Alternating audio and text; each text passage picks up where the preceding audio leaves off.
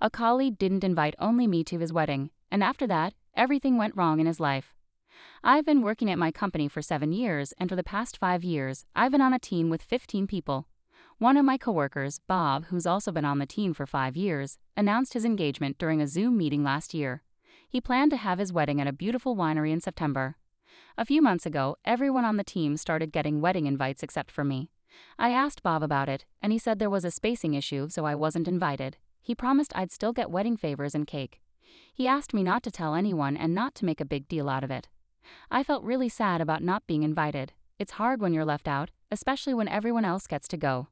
I enjoy weddings a lot. They're usually so enjoyable. I didn't tell anyone how I felt, but inside, I wasn't happy. The wedding day happened 3 weeks ago, and it went really well. Everyone on my team had a great time and said it was a beautiful event.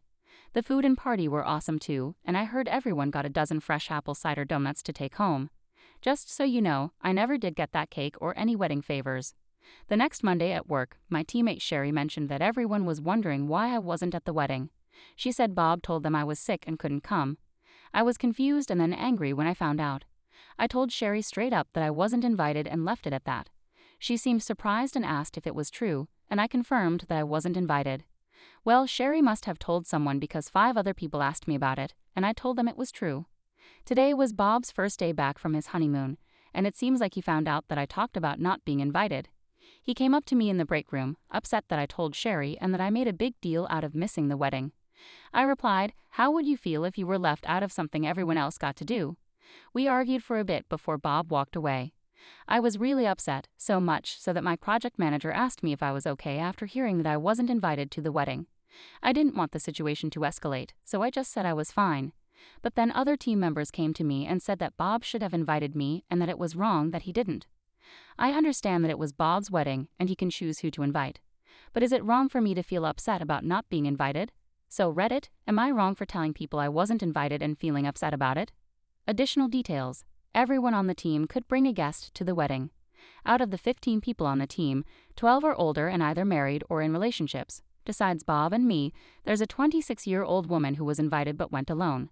Now I'm starting to think maybe Bob's wife didn't want me there, but I don't understand why.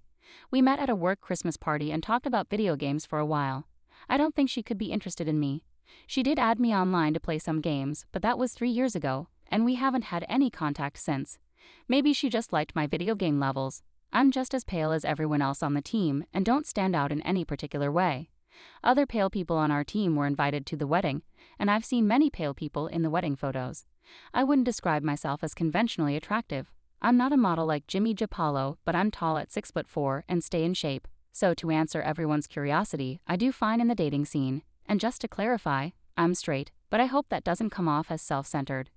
Bob is also a good-looking guy. He's a bit shorter than me but still tall and easy to talk to. I don't think you feel threatened by me.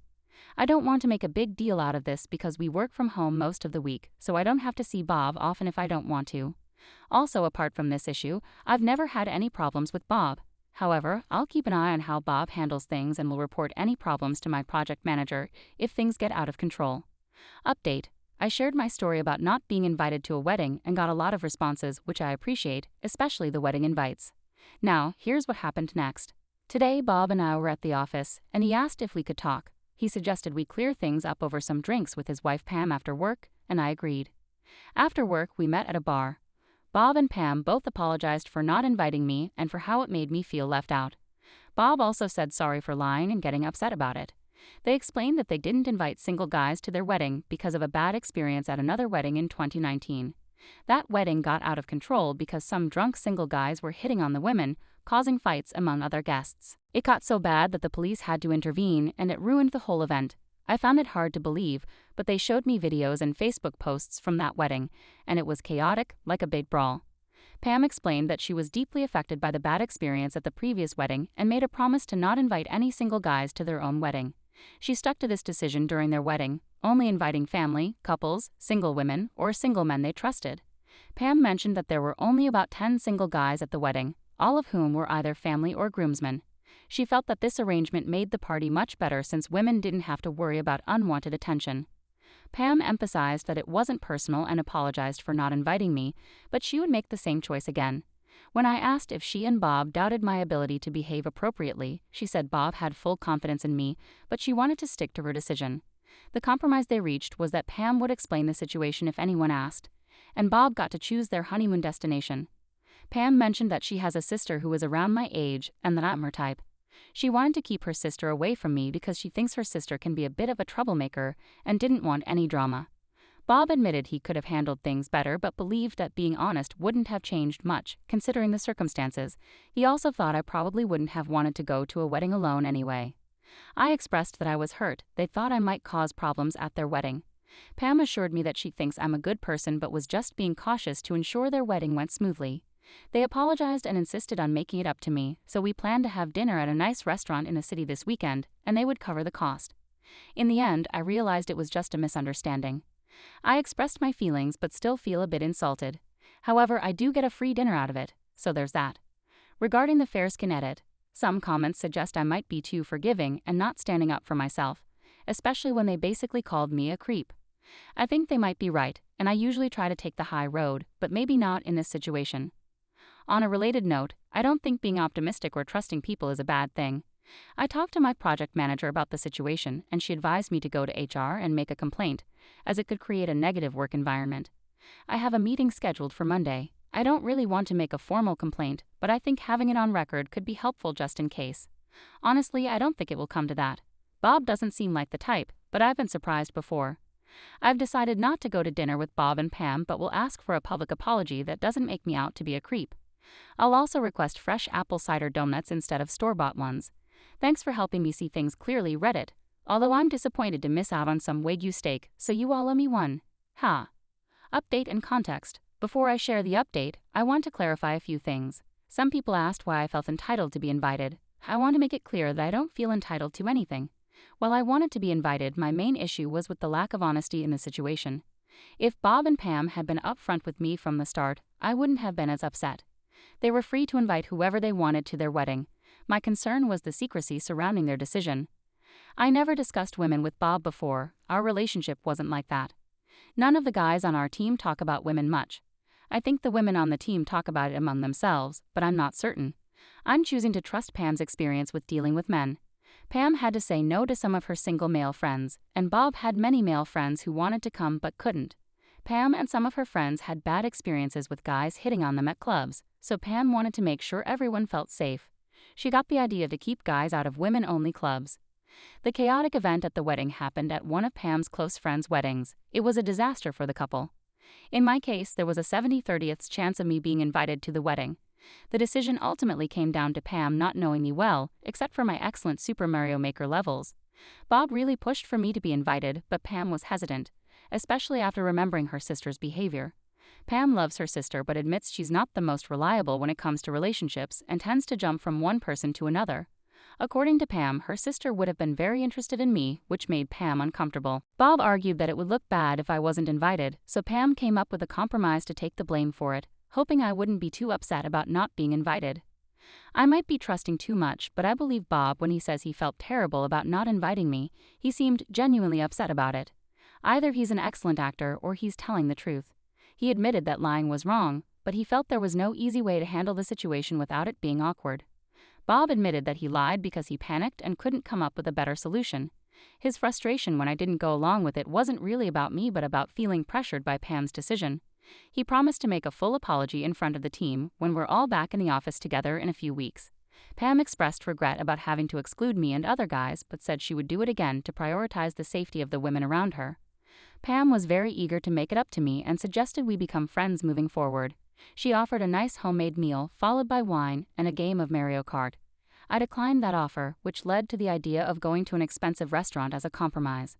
I accepted it at the time because it seemed fair, even though they didn't have to apologize directly. Looking back, I realize I shouldn't have accepted, but in the moment, I just wanted to leave and go home.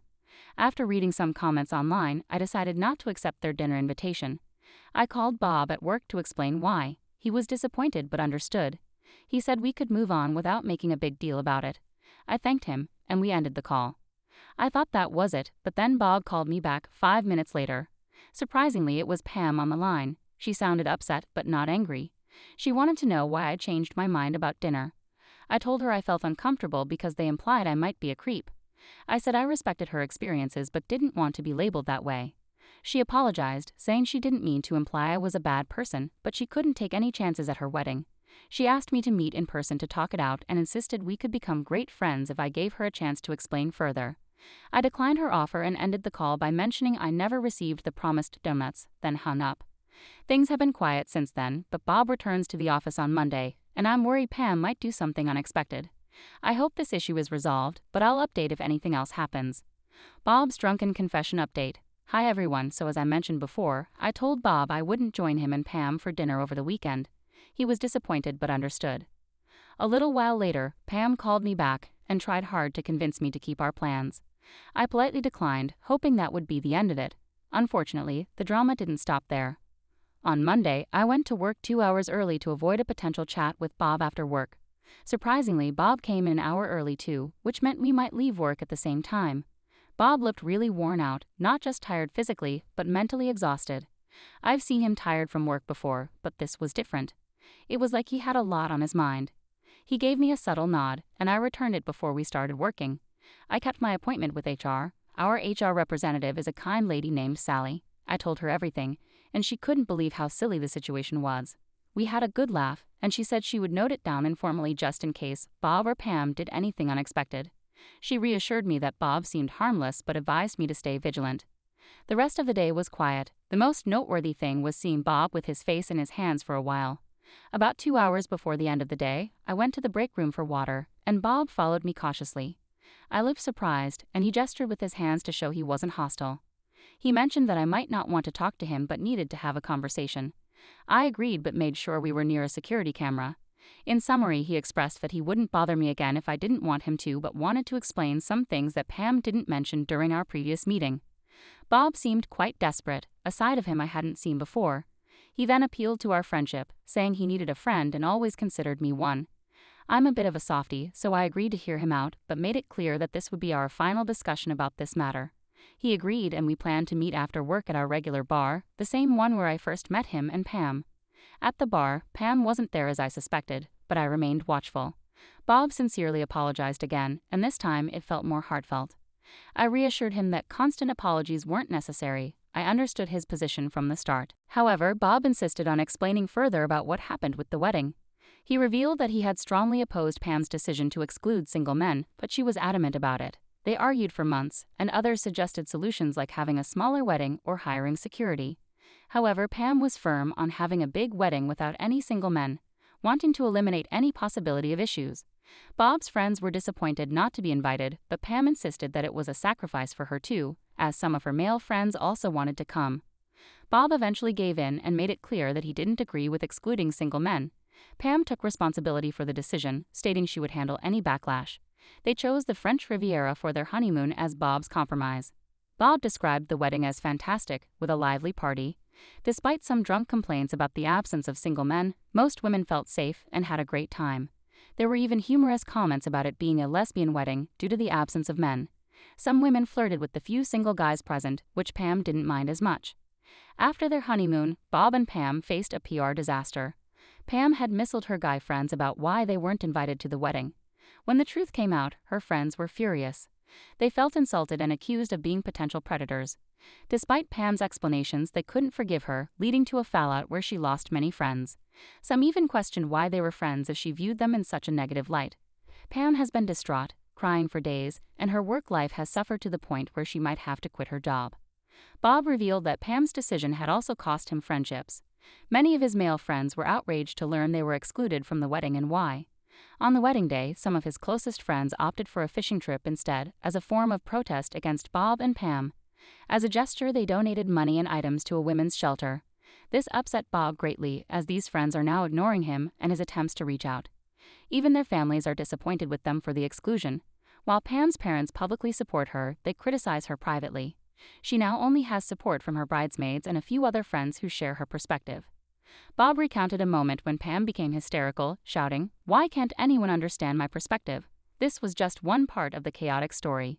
As our conversation continued, Bob shared that Pam initially stood firm on the exclusion decision, believing it was justified. However, she began to doubt her stance as criticism grew. Some people sympathized with her viewpoint but felt the exclusion was too extreme and somewhat unfair. Bob and Pam argued frequently about the situation, straining their relationship. Instead of enjoying their newlywed status, Bob feels resentment towards Pam for losing friends and causing turmoil over what he sees as a trivial issue. Bob shared that Pam has a high opinion of me and regrets not getting to know me better before the wedding. He mentioned that Pam might even have a crush on me based on their short interaction. This revelation added a strange twist to the situation. Regarding Pam's sister, Beth, Bob clarified that she's not what one might assume from the term SLT. Beth is actually a smart, successful, and respectful woman who simply has a strong interest in sex and is involved in the kink scene, including ethical non-monogamy. Bob mentioned that Beth's openness about her lifestyle choices influenced him and Pam to explore similar dynamics. It was surprising to hear about this aspect of their lives, but Bob emphasized that there's no judgment from him regarding different preferences and lifestyles. Bob clarified that Pam's sister Beth is not a negative influence, she's just someone who enjoys sex and has her own lifestyle preferences. Bob mentioned that Pam was worried about Beth and me hitting it off because we share similar interests and personality traits. Pam wasn't lying about me being her type. She likes tall guys, and according to Bob, she would have been interested if she knew I was single. Curious, I asked Bob for a picture of Beth, and he showed me her Instagram profile. I have to admit, she looked stunning, almost like Pam's twin but slightly curvier. It did bother me a bit, and I jokingly told Bob that I was mad at Pam again. Bob shared that Pam has always been a bit jealous of Beth, despite both of them being beautiful. As a playful gesture to annoy Pam, Bob offered to connect me with Beth on Instagram and put in a good word for me. I thanked him jokingly for the offer. Bob shared that Pam was eager to make amends with me because I left a strong impression on her, and she believed we could be great friends. However, Bob also mentioned that Pam was somewhat desperate as she had lost most of her friends and was looking to make new connections. He assured me that he would talk to Pam to ensure she didn't bother me anymore. As our conversation continued, Bob became increasingly intoxicated and revealed his doubts about their marriage due to the chaos surrounding the wedding and its aftermath. He confided in me that he felt his life had been negatively impacted by Pam's decisions but was hesitant to consider divorce. I promised not to tell Pam about our conversation. After Bob paid for our drinks, I insisted that he take an Uber home for safety. He initially resisted but eventually agreed. I made sure he got into the Uber safely and sent him on his way. Later, I received a text from Pam, thanking me for taking care of Bob and acknowledging that I'm a good person. I didn't reply to Pam's text, and that brings us to now. I hope this marks the end of the drama, but I'm wary that Pam might do something impulsive. I'll keep you all updated. New update: a date with Beth. Hey everyone, there's a small update. Bob kept his promise and gave Beth my Instagram. She messaged me last week, and we had a great conversation. It went so well that we decided to meet for coffee last weekend. Surprisingly, the date went really well. We talked about our interests, jobs, families, and even found out we have similar tastes in food. The date went so well that we decided to meet for drinks at a bar near her office after work, and that went amazingly well too. Now here's something exciting. We're planning to go on a hike this weekend and stop by the winery where Bob and Pam got married to get me some apple cider donuts. If everything goes smoothly on this date, I might ask her to be my girlfriend. She just feels special. So that's the update. I'll share how the hike date goes, but I feel like things are mostly settled now. Bob has been giving me space but helped me connect with Beth, and Pam hasn't contacted me for a week now. After the hike, I'll probably wrap up this story. I don't want to drag it out for unnecessary drama. Thanks everyone. Update 4. The final chapter. Hi everyone, thanks for being here with me through this wild ride, and for the kind words about Beth. It means a lot. Now, onto the update. Like I mentioned before, Beth and I have been seeing each other and went on a few dates. She's truly wonderful. She's smart, funny, ambitious, and really kind. I'm totally smitten with her, Lolo. So we went on a hike last Saturday, and it was incredible. The weather was perfect, the trees looked stunning, and the view from the top of the mountain was breathtaking. We had a picnic up there, and in a quiet moment I gathered my courage and asked her if she wanted to be my girlfriend. I had planned to ask at a different time, but I just felt right in that moment. She smiled, laughed, and called me cheesy for asking in such a typical place. But she said she loves cheesy and typical. She said yes, and we sealed it with a kiss.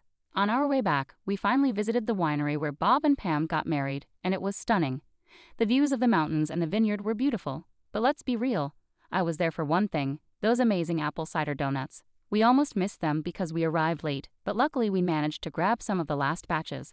Let me tell you, those donuts were heavenly. We each got 2 dozen and even tried the apple-filled cider donuts. Totally worth the calories. Afterward, we went back to her place and cooked dinner together. It was the best date I've ever had. Everything felt perfect. I didn't want to leave, but I didn't want to assume anything either. When I reached for my keys to go, she took them from me and jokingly said, "If you think you're leaving, you're crazy." I couldn't stop smiling. We spent the whole weekend together, enjoying brunch on Sunday and exploring our city hand in hand, visiting stores and taking in the sights. It was amazing, but then we had to part ways last night due to work commitments. I felt pretty down about it, almost like that feeling in high school when you can't bear to be away from your first love. But let's get back to the drama. Beth and I made our relationship official on Instagram on Sunday, and Pam saw it through her sister's profile. She messaged Beth asking how she knew me, and Beth mentioned Bob introduced us. Pam's response was a cryptic, "I knew this would happen." We sensed potential trouble brewing, but honestly, we're not too bothered. Pam can be upset if she wants to be. We're just focused on us. This morning, I thanked Bob for introducing me to Beth. He told me he and Pam had a big fight over it, but he didn't mind because it brought us together and kind of showed Pam. I'd offered to buy him a drink, but he said it was no big deal. So that's the latest. I hope this wraps things up, but Pam doesn't seem too happy about us being together. Anyway, I'm just thrilled with Beth. She's amazing. I'll let you know if anything else comes up. Take care.